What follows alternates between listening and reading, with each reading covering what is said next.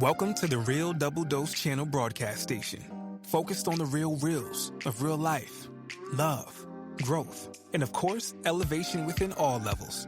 RDDC is exactly the place where anyone can discover more depth, love, light, and clarity within themselves, and elevate from other people's walks of life, conversations, and questions, along with deeper insights. So tune in and be a part of the Double Doses with Lexus T and RDDC.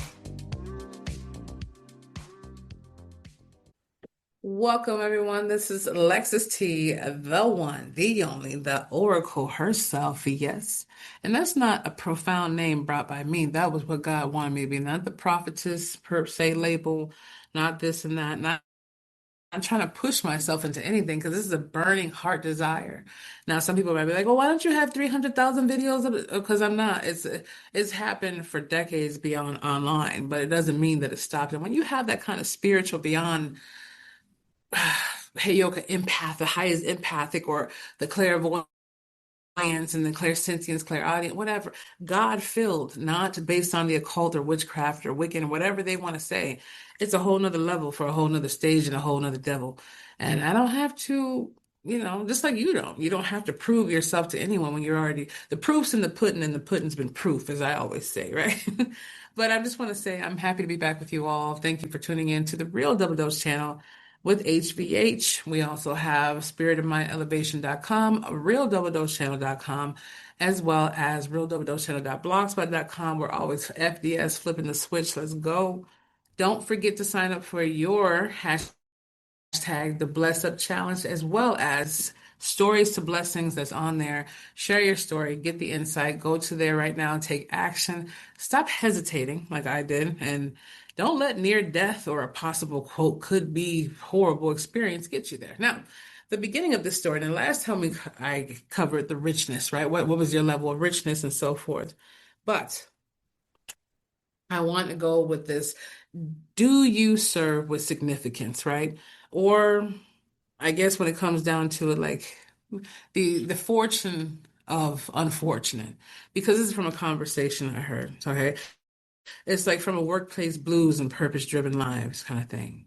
So I heard a lady in a conversation, she was taking a walk with some of her friends at the park, and Mr. HVH and I, heck versus hell, where the truth he tells. Okay. But when we were sitting there, and I overheard them say, and I mentioned it to him. I was like, she was like, "Oh yeah, that I want." They were doing some kind of phone chat or conversation, and it's just, they were speaking loud enough. I wasn't in their Kool-Aid. And and she's like, "Oh, I'm sorry. For me, I have to work. Unfortunately, yeah, unfortunately." And she kept saying it as they walked by, and I was thinking to myself, I felt like that too, in my days as well. I still have to do it now, but I don't look at it as unfortunate.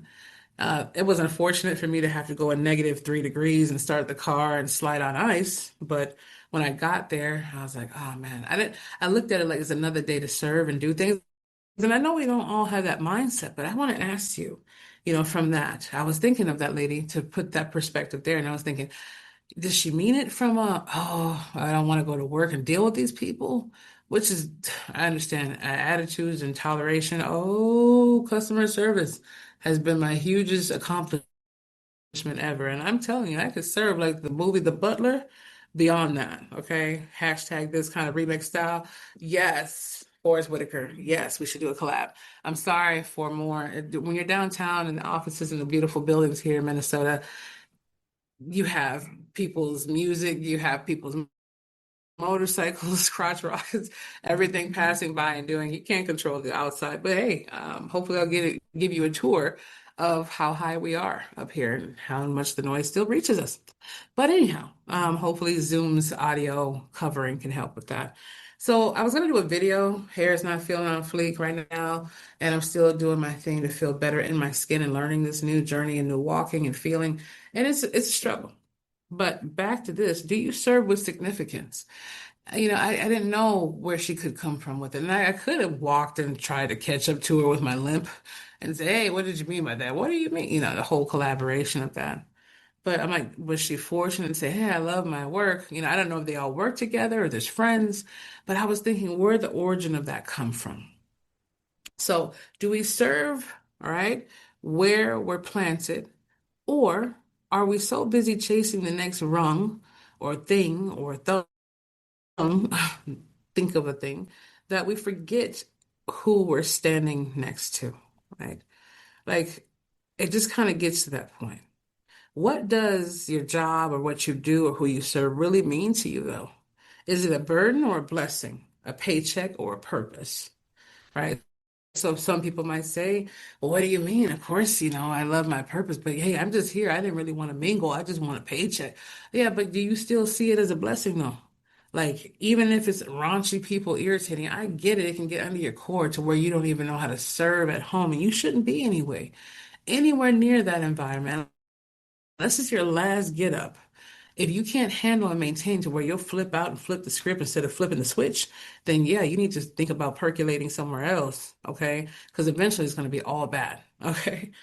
You're like, oh, well, I'm not saying to quit your job. Have something lined up to where you can go and shift to it or be in the process or see if you can move categories or talk to someone about it you trust that can navigate that situation for you where you are.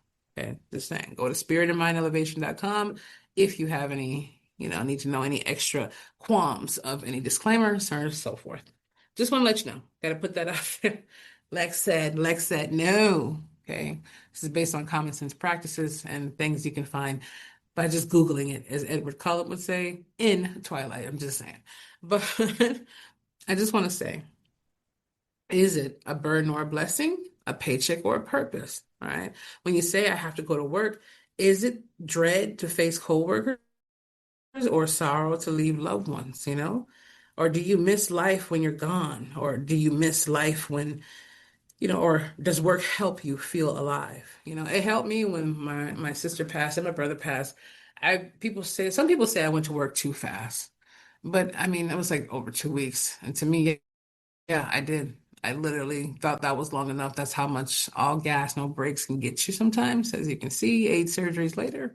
Um, just this year so far. A little bit of last year and this year. Back to back to back. But yeah, it helped me get through. I mean, it was so obnoxious people, and my feelings were so numbed out and tuned out. I didn't understand. I didn't know how to laugh with things. I didn't know how to look at life when life was taken from me and my life. But at the same time, it did help navigate it. Some people might say suppressing it, but it does suppress it a little bit. Sometimes it's a little too hard to deal with those things right away. You need something to kind of smooth it over for a minute, so it's not just a straight shot. Like some of you who might be, I don't drink alcohol. Like, okay, well, look at this. The same thing if you have something that's too sweet. You might put a little lemon in it, a little water. For people, back in the day, drinking a shot of bourbon or whatever they did, or their, I don't know about scotch, but they might put a little Coca-Cola or might put a little Pepsi, which I love. They might, well, man. We used to once upon a time. Or, whatever. Lemonade's too sour. Put a little sweetness or water in it. That kind of thing. Diluted, right? It kind of made my feelings not get too deep. But is it dread to face coworkers? Are you in that situation, right? Or sorrow to leave? Oh man, and I used to feel like that too. Like, oh, I had to leave my homies behind at work. Those are my, but I'm like, well, we just stick together at work. We keep each other elevated at work. But, will we have a sandwich outside of work? Well, we're always at each other. We're always with each other at work. So basically, we hang out for 9, 10 hours a day. So we really didn't need to kind of go outside of that. But it did suck to be on the clock and not have to just relax and let our hair down. But we did go out to lunch every once in a while when our schedules permitted. A lot of drama, a lot of conversations about work, so leaving work and talking, but we didn't have a bridge in their mind. Their bridge was just always work and gossip. So I was like, I don't want to sit around the same place I'm getting away from, just for space and getting to know you. It's cool, but if I can't know insights about your child's favorite candy and you're bringing them to lunch with us, and the kid's sitting there scribbling, or cake, or what's the not a Facebook event I want to see, then we're really not building bonds. But there's some people that became lifetime friends out of it. So see if it's a dread to face coworkers or how you're feeling about it. And you're like, oh, Lex, all this came from her. Yeah, it came from that lady walking by. And I've been thinking about it for a while. Do you miss life, okay, when you're gone from work, or does work help you feel alive? Some people say, I love my job. I love what I do. That's amazing. So she could have been like, hey, it's unfortunate lady walking in the park. It's unfortunate that I have to go to work, but it's fortunate that I get a chance to serve my purpose or pay my bills or be there for a specific person that I really like to be there at work. But whatever you're doing, serve it full. Don't go in there. I mean, I get life happens even outside of work, but don't bring it into work. Just like we get upset when people, disclaimer, what do you call sensitive matter, people go in there and shoot up schools and restaurants and churches and hospitals or hurt people. Hurt people hurt people. That's not true love. That's not what love knows and love grows through. We're like, why'd you have to go do that? Why they did that? Like, well, man, what's mass shooters, all these people? I want everybody to go down for my misery. Same thing when you go in somewhere with the attitude or a persona or something undignified, and you're like, oh, well, I'm feeling this type of way. I'm gonna throw some extra marshmallows in this cappuccino on that. Your energy still transfers. I'm gonna serve their food, and I don't care if the, you know, burger fell on the floor. I've seen some disgusting stuff in my life. Or I'm gonna, they had a little attitude. Well, those people are going through something too, even though they're sitting there paying for experience. But remember, you get what you signed up for when it comes down to you receiving that check. Because we all have a choice, whether you say, I don't have an option outside of this, that's not true, right? It might not be the best option, but there's something to navigate. Gratitude versus desire for more. So wanting more is okay, but do we acknowledge what we already have though, right? Are we complaining in places where others are praying to stand? Oh, let's do that again. Let's say that. Okay, so wanting more is okay, but do we acknowledge what we already have? Do you acknowledge the car? Do you acknowledge the bus stop? Do you acknowledge the fact that you have feet or a wheelchair or crutches to use or artificial limbs to use? Okay, it doesn't matter. Paraplegic, they stretch out, they smile, and some people have said, "Oh, well, that's their reality. They have to accept it." It doesn't matter. They accepted it. It doesn't matter. They're embracing it.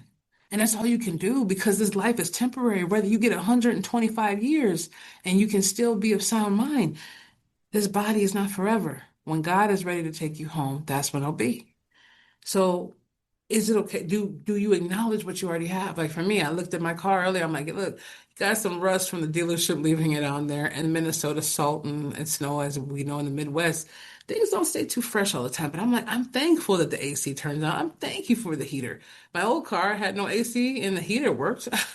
But it's like, I'm not trying to level up and get a 50,000, 70, $80,000 car and a huge $600 bill. I got better things to build right now. If it gets to that point, I'd rather just buy it cash.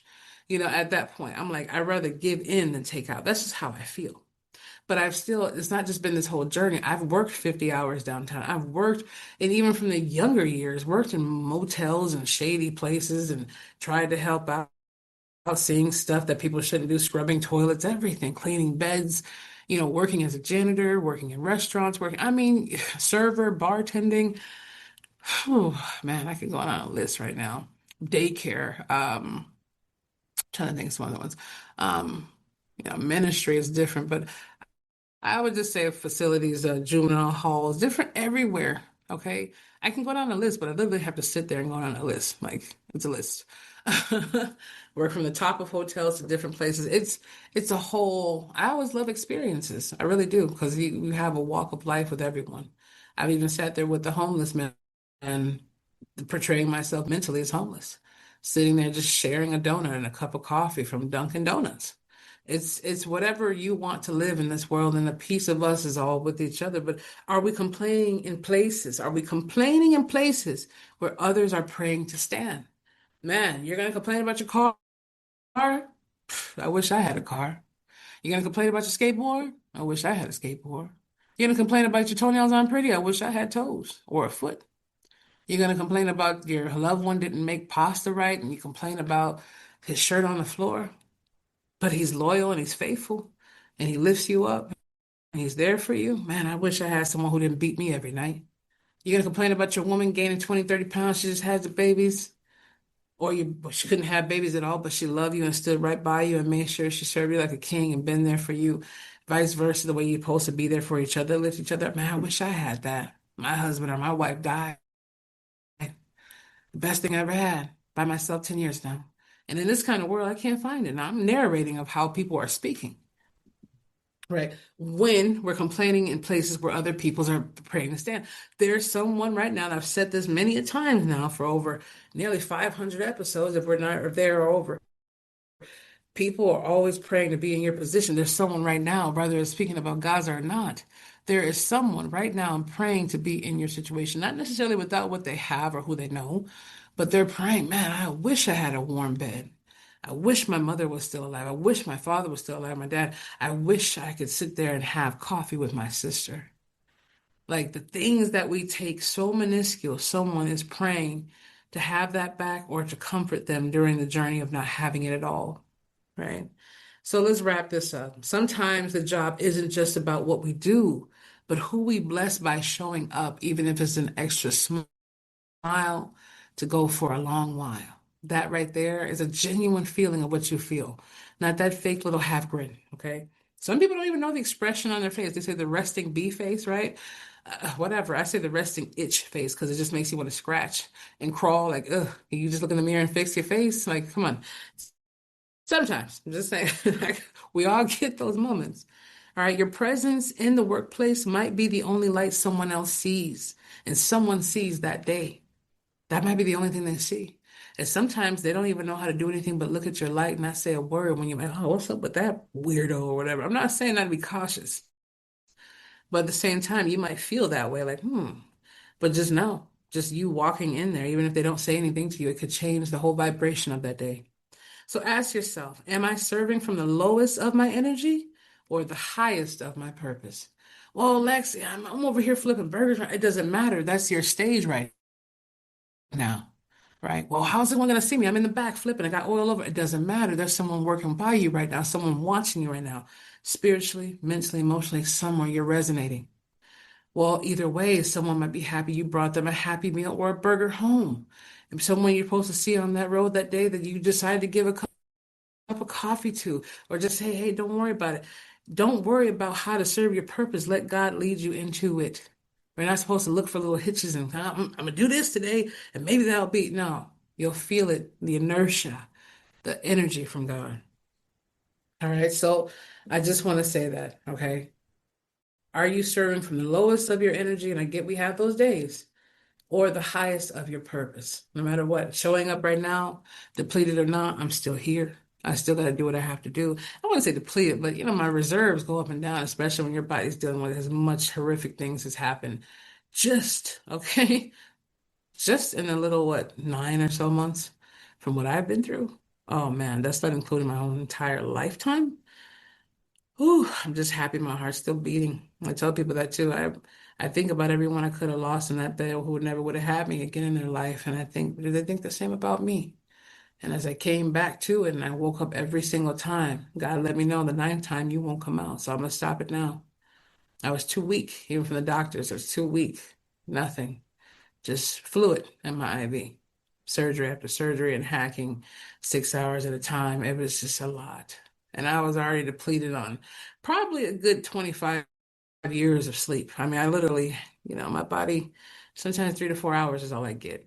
And it's a calling in me as the oracle that I have. From prison ministries and beyond, people don't know how many things I touch. And when they see me and they think things are just chill and things aren't going on, they have no idea what's working on the back end to keep it going. People think they know from the front, but they have no idea how mechanically it works, okay? Or humanly it works. So here is some reflections that I want you to think of for flipping the switch. And that is basically, what are the richest moments you've experienced that didn't cost a cent? Okay.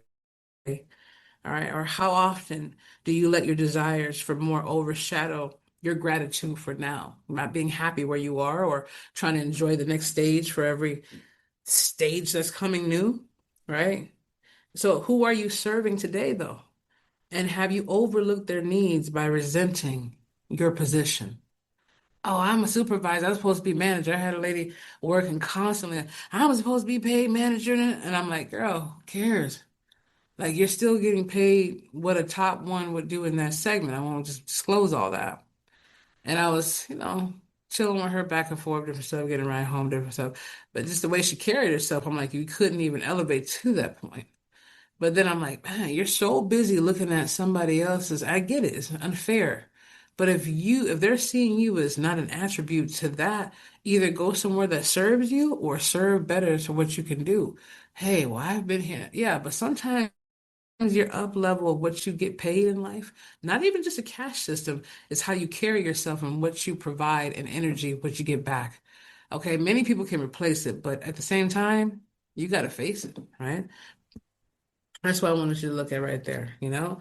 It's just that's pretty much what it is.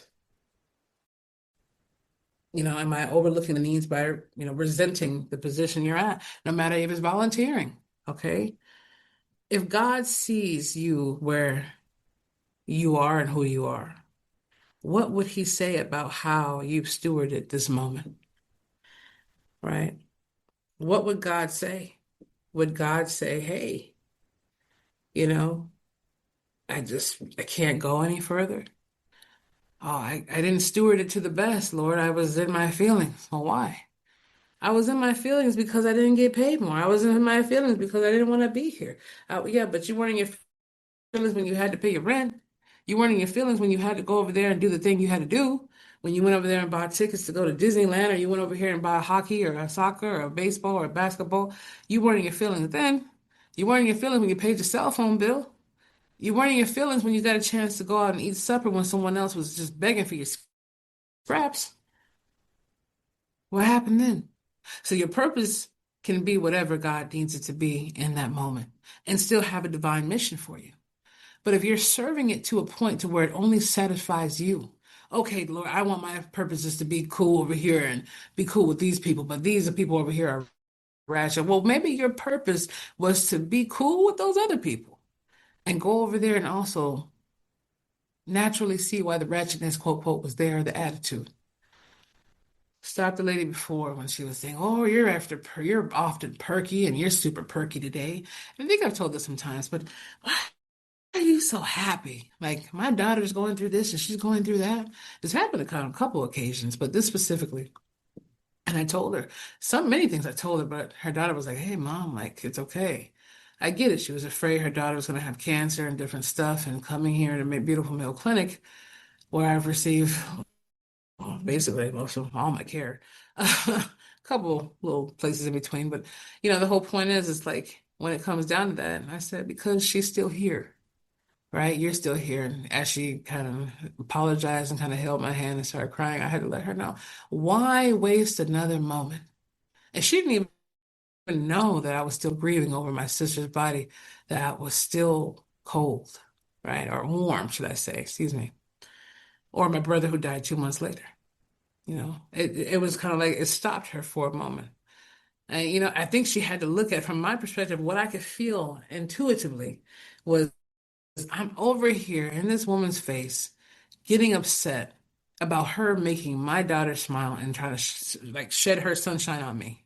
And she's going through what God knows she's going through, but she didn't even go off on me the way she would have went off. Now she's going off just from an appointment to see if her daughter has anything. I understand the nerves and the anxiety. Trust me, I know. People, oh, well, yeah, population happened, baby. Anxiety happened. It doesn't mean you're safeguarded from everything that life has to go at you just because God chose you. If anything, you have to go through the fire and the storm and the brimstone because you are chosen. Okay, God has a path for everybody. And some might say, "Oh, I didn't go through all that, but I feel chosen." Hey, that's between you and God. I know what I have to do. I know who I am. I have hiccups, I have downfalls, I have different setbacks, but I still keep moving forward. And I ask the Lord to bring me back so I can go all the way through. But sometimes it feels like that little last few bricks just steps in the way of you. But you just gotta, boom, knock it over. So just remember, as I share that story with you, how would God see it of where you are and who you are? I would say, how did you steward that? What's your last moment? Most of us would think, oh, I didn't get a chance to kiss my loved one, but my mind would be thinking, man, I didn't get a chance to tip that waiter that $50 bill. Innately, I know and I felt and I connected to what is to say, man, she needed that for gas to go home. She needed that for her kid to have lunch for school. She needed that for something going on, and maybe not being overzealous to just look like a good customer, but because the calling was in me. I got out of my feelings and I stepped into theirs. Now, you can't save the world. It's not Captain Save Everybody. I get it. You can't just, take everything at your paycheck and do that either. And man, inflation is getting crazy. But people are still out there making sure they look rich, even if they can't, quote, be rich. But at the end of the day, look at where you are. The fortunates to the unfortunate to whatever this episode is for you to have a reflectional point of where you are and how far you can go. Maybe right now in this moment, when you be the change that you wish to see, you feel the passion that's deep in you, that's burning, and not waiting for a certain place or a moment to get there, but be there because you are. All right. And embrace the spirit that God put in you to give you more direction and clarity. No matter what happens, you'll become that. You'll see everything in that, the integrity going through it, everything moving through it into it. And for me, like I said before, I just hope and I pray I could just spend some time with my creator and just hang out when that time comes. I don't know if I've been, quote, good enough to get some lump of coals. I don't know if I've been anything. You can't never pay your way into something that is divine as God, but nor would I try. Well, I probably would, but I'm not doing this for coins. I'm not doing this for kudos. I don't believe that I'm doing this for anything other than the calling that's inside of me that burns in me every single moment, even from a hospital bed with IVs and antibiotics and everything known to man being pumped in there and anesthesia and whatever else. I still woke up like, man, Lord, just let me get out this bed. Let me go. And I need to fulfill that, right? Not because I'm scared that death will find me.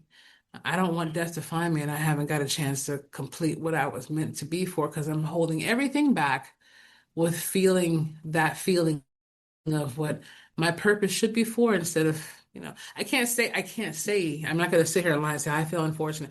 I feel unfortunate in the fact of, hey, come on, you can get more done. Okay, but I'm depleted more so and my body's going through it for recovery. Even, physical therapy. That's the unfortunate I feel. Could have did more before. Should have did. Boom. Can't change that. But I want to move like 100 miles an hour. But my body's like, hey, you're only gonna go 25, 30 right now. That's my unfortunate feeling. But whatever you're feeling, whatever that lady felt, I pray that you feel resonance. I pray that you feel peace. I pray that you feel calm. I pray that you look at your power and your purpose of whatever you're serving. I pray that you find the blessing of the deepness of gratitude and someone would pray to be in your place every moment right now where you are. And just know that you don't have to serve that out forever and be in this quote feeling that you do, but you can create the feeling that you want to have wherever you are. So I'm going to end this off right now, but not for long. This is your girl Lex, always. All right. Thank you for tuning in to the real Double Dose channel. All right. Remember to be the change, feel the passion, embrace the power of the spirit, always calling you into you, through you, with you. And just make sure you sign up. Go to realdoubledosechannel.com. Check out hashtag story to blessings, hashtag bless up challenge, and some interviews packages that we're rolling out as well. And maybe you'll see that. If not, go over there, sign up. We want to hear your story. We want you to share your story. And if you do have the permission of the person's story you want to share, it's all good. Maybe this can start the journey for you to have something new or to be at another place you can feel more extra fortunate to be. Whatever it might be, we look forward to it. So you're amazing. We love you. Definitely do.